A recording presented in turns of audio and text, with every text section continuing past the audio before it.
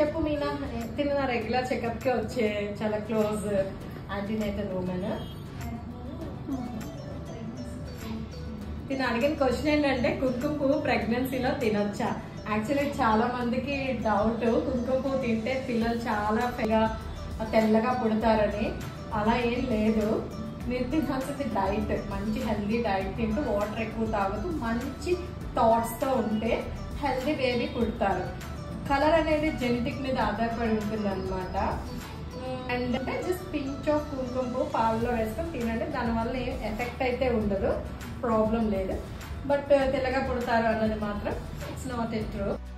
Per day 1 to 2 grams తీసుకుంటే ఏం కాదు, పర్వాలేదు. మోర్ దెన్ 5 grams తీసుకుంటే మాత్రం యూట్రైన్ కంట్రాక్షన్స్ వచ్చి బ్లీడింగ్ అయ్యి మిస్కరేజ్ అయ్యే ఛాన్సెస్ ఉంటుంది అనమాట. So be careful.